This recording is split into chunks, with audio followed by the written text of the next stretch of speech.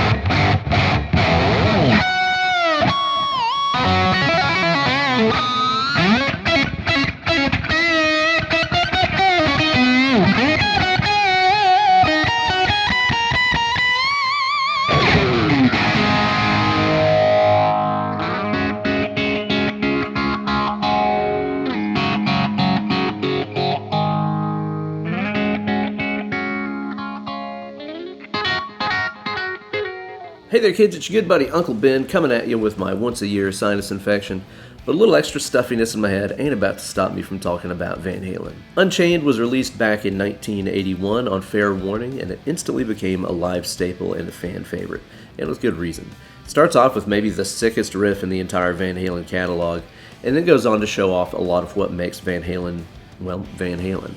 There's this amazing pop sensibility, the incredible virtuosic guitar playing, and a little bit of hidden complexities under the hood too, like with that weird meter pre-chorus part.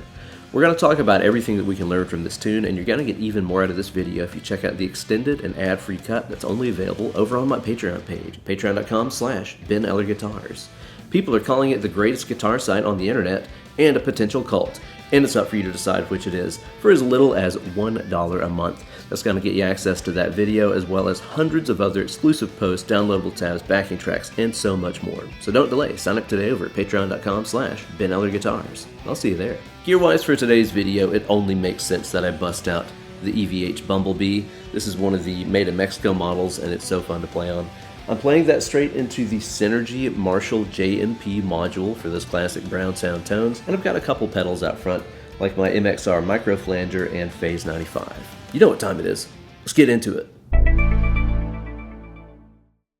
So this song is in drop D flat tuning, so it's just like drop D but down a half step more lowlier. Super convenient if you got the old D tuner here on the tremolo like the EVH does. I'll let you put it in drop tuning with just a flick of a switch, which is pretty cool. If you want to get super authentico about it, which I know you do, tune that B string slightly flat. It makes all those thirds between the G and B ring out a lot more true. That's something you'll hear on all the early Van Halen recordings. Tone-wise, you're going to want a guitar with a humbucker in the bridge, and preferably a tremolo if you want to play the solo exactly right, although it's not really needed for the other parts in the song. As usual, when you learn Van Halen stuff, there's a lot that we can pick up about harmony, about tone, about technique, about effects usage, the entire package just from learning the main riff of the tune. Let's check this out.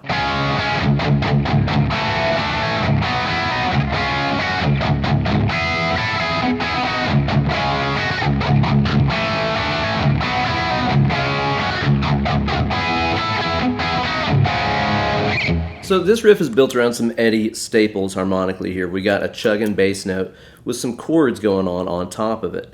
Now, a lot of these chords are simple major triads with a suspended fourth added on top of them. This is something Eddie did with his chord playing all the time. The chord progression that he's outlining sounds like D major to D sus4. You can see how we're taking our D major triad here and just taking that third and raising it up to the fourth. The next note in the scale. That's what makes it a sus4 chord. Now down here, this is like a B flat. Notice he doesn't play the root on it. So that sus4 on the B flat. And then he moves that up a step to C and C sus4. So overall this ends up sounding like D major, B flat, and C. After that, the next group of chords sounds like this. So this right here is an F to F sus4. And then this move is going from an F triad to a C triad. So it's interesting, you could really distill that riff down into being a really simple chord progression that just follows those chords like this.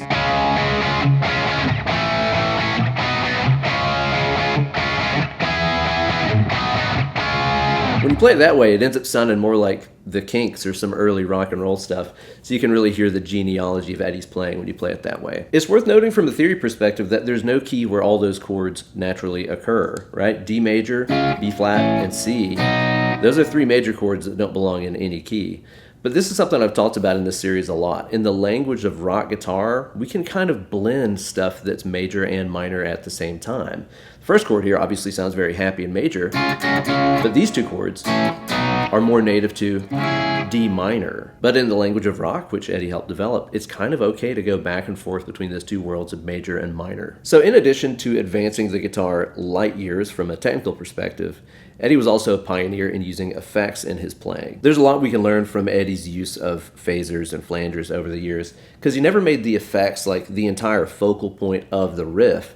It was just there to kind of decorate something that was already awesome. I love how he selectively turns the flanger on and off throughout this riff, mainly just using it to chug on the low string and add a little bit of texture. Check it out.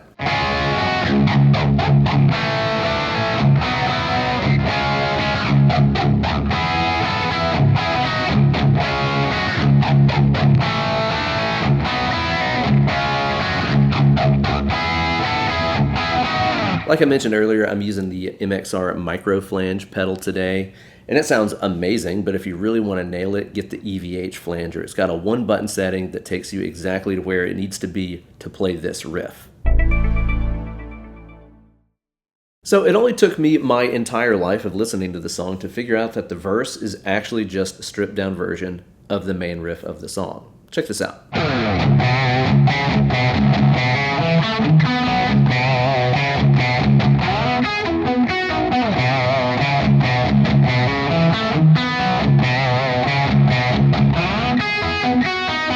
So he starts the riff off with one of your stepmom's favorites.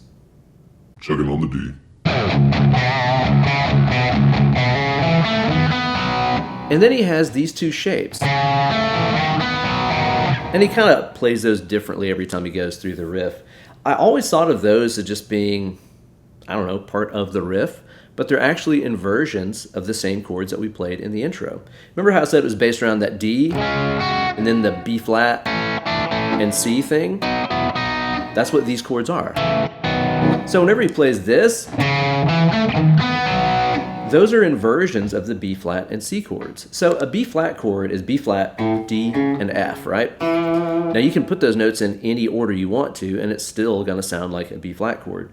So whenever he plays this, check it out, B flat, D, F. That's the whole chord, just in a different order. And then when he moves it up, those are the notes of your C major chord in their first inversion, E, G, and C.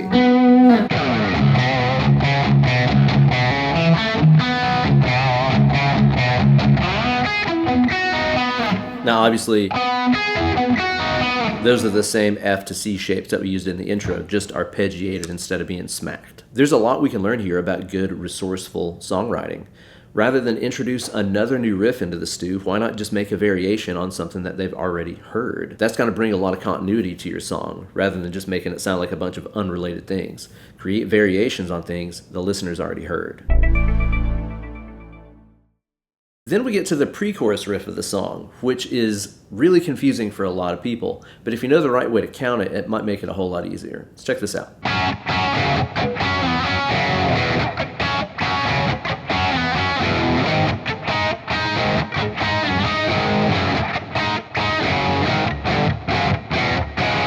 Years ago on my channel, I made an entire video devoted to this riff because it's so widely misunderstood. So if you want tons of details about it, be sure to check that one out. But here's the Cliff Notes version, because the time signature is really interesting here, as well as the kind of disagreement between the guitar and the bass. Let's check this out. So this is in 7/4 time, meaning each measure is 7 beats long. But the best way to understand it is to feel it as compound time. So rather than just trying to count to 7 when you play or hear that riff, think of it as a measure of 3, then a measure of 4. That adds up to 7. 1, 2, 3, 1, 2, 3, 4. 1, 2, 3, 1, 2, 3, 4. 1, 2, 3, 1, 2, 3, 4. 1, 2, 3, 1, 2, 3, 4. Woo! Now, I don't know if there's necessarily anything we can learn from this per se, but there's an interesting disagreement between the guitar and the bass on the record. Whenever you listen to Michael's bass part, it's going from this G note to this F note like this.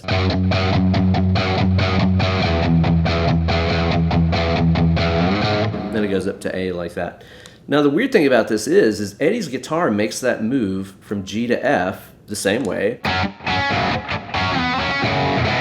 But then instead of acknowledging F as the root again, he goes and plays G on top of Michael's F, which is kind of odd.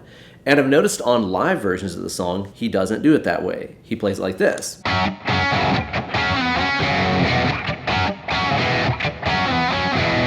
Acknowledging that low F right there. But on the record, that's not how it goes. And somehow it's never bothered me, at least. I don't know if you guys have ever noticed this and picked it out, but it wasn't until I made that video on my channel years ago that I even noticed it. But those imperfections like that slipping by everybody are part of the appeal. That's what makes the stuff sound human. And as far as I'm concerned, there's nothing really cooler than sounding human. And now we get to the solo section of the song, which is tastefully short and has a few, let's say, mysterious things about it.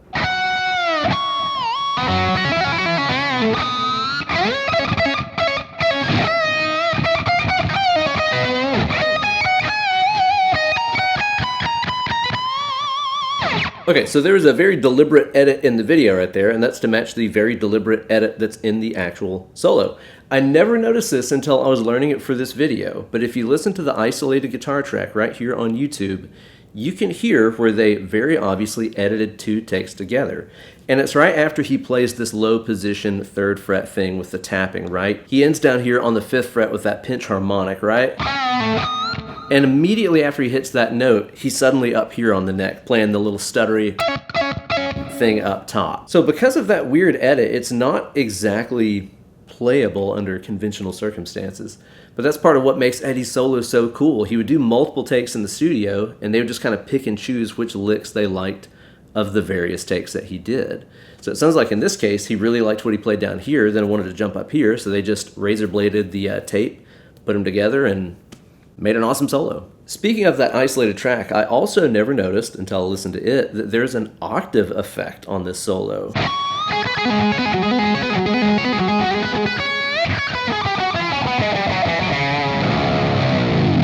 Kind of unusual to hear Eddie use that, honestly. I wasn't expecting to hear that. I'm not sure what he used. If you know, let me know down in the comment section below. Today I'm using my Boss OCT2 pedal, which does a pretty good octave thing. I usually use it on bass, but it sounds cool on guitar too. So this riff takes place over the 7/4 riff, only this time it's kind of simplified. If you listen to the overdubbed rhythm guitar, it's just playing a single note version of the riff instead of the chords.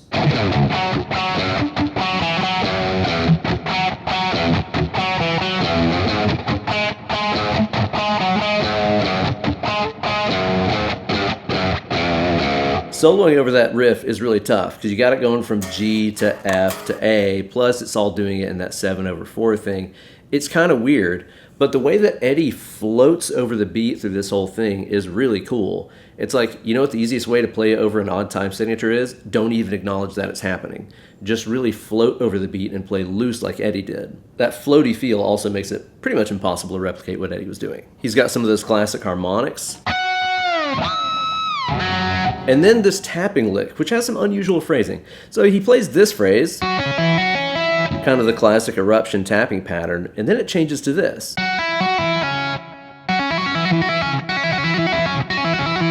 Kind of odd to hear him mix 2 tapping patterns up like that. And after that harmonic is where the edit jumps in and he plays this phrase up top. Really loose feel again, just kind of stuttering across those 2 notes. And then I love this bluesy phrase.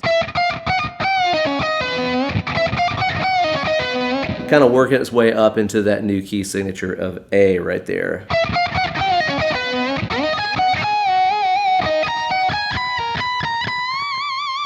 The licks he plays there at the end of the solo are relatively simple. It's kind of an unusual one, using the 9th of the scale right there, before ending on that big triumphant bend. The biggest thing that I think that we can learn from this is how short and tasteful the entire thing is. Learning when to shut the fuck up. That's something that I think a lot of really sick virtuoso players could learn from Eddie's playing and working on songs like this. Even though Eddie could have given us, 3.5 minutes of just shred and just burnt the earth down on the guitar right there, he decided to make it this short little 4-bar solo because that's what the song needed. He doesn't need to prove to you what a badass he is on guitar. He doesn't need to prove to you that he can shred. He's just trying to play to the song at all times. That, I think, is the most underrated aspect of Eddie's playing. It's rarely ever going on too long. It's rarely ever just wanking for the sake of wanking. He's always playing to the tune, and that is something that I think everybody can learn from Eddie. The only other part of the song after that is the bridge, in which Eddie does indeed give us a break. And it's over kind of an A mixolydian tonality. It's really super loose. I've not really learned this part note for note, but he's mainly playing around with triads based on D, G, and A around a static A bass note. And it sounds like he's also kicked on the good old MXR Phase 90 in the 9 o'clock position for added texture.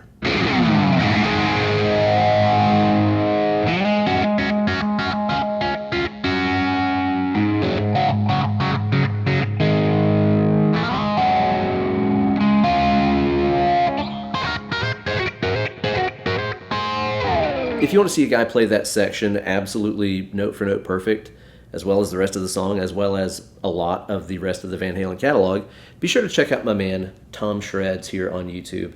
He does an incredible job of meticulously nailing all of this stuff. I think he's one of the best Van Halen players out there. Be sure to give him a watch. Tell him Uncle Ben sent you. During the fade out of the song, Eddie comes back in with an overdubbed lead guitar part that has that octave effect on there again, and just a bunch of really cool Eddie trademarks. Something kind of like this. I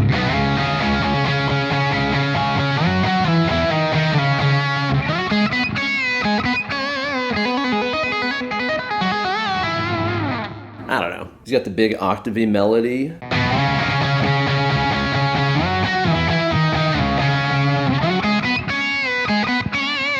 And then there's some kind of tapping pattern that he plays. It's pretty cool. And just like the main solo of the song, it's not too much of anything. There's a little shreddy stuff, some melody stuff in there. Great way to close the song out over that ending riff. So there you go, guys. A total breakdown of everything we can learn from one of Eddie's greatest masterpieces, Unchained from Fair Warning. You guys know I love talking Van Halen stuff here on my channel. Let me know down in the comments section what Van Halen song you think everybody should know, and maybe that'll end up being the next video. And one of the things that makes this song so great is the fact that it's not just a guitar player song. Usually whenever we think about the greatest guitar players in history, a lot of them are writing music for other guitar players. But Eddie had the really rare distinction of being a god-level player that still knew how to write super accessible poppy tunes that everybody wants to listen to and smash beers to in the parking lot, If you want evidence of just what a great songwriter he was, check out this record by The Bird and the Bee. I think it's called Interpreting the Masters Volume 2. It's a Van Halen tribute album by this pop duo, kind of alternative pop duo. I love their stuff. They're so cool. But they do all these Van Halen songs with no guitar, none. It's all just piano, drums, synth, vocals, etc. And I've mentioned this on my channel before, because I love that record so much, but when you listen to that record, it really shows you that Van Halen as a band is so much more than just the sick guitar playing. They just wrote good songs, and that's why they're legendary. So check that record out. Be sure to like this video, subscribe to the channel, and ring the bell for notifications every time I upload a new slice of fried gold. And if you want access to the ad-free extended cut of this video with even more insight, be sure to check out that Patreon page over patreon.com/BenEllerGuitars. $1 a month gets you access to that bad Larry, as well as hundreds of other exclusive goodies. So don't delay. Sign up today. As you go through the week, keep a good thought and do something good for your fellow human being. There's a whole lot of people out there in need, and it's up to good people like you and I to do something about it. So as you go through the week, if you find yourself in an opportunity to do something great for somebody, whether it be something really small and insignificant or huge, you never know how much of a difference that's going to make to somebody else's life. So if you can help out, do it to it. Thank you guys so much for watching, and thanks to Eddie Van Halen for being the coolest guitar player to ever live. Now let's get away from the computer, grab that rock guitar, and do some mashing on them ropes. Less clicking, more picking.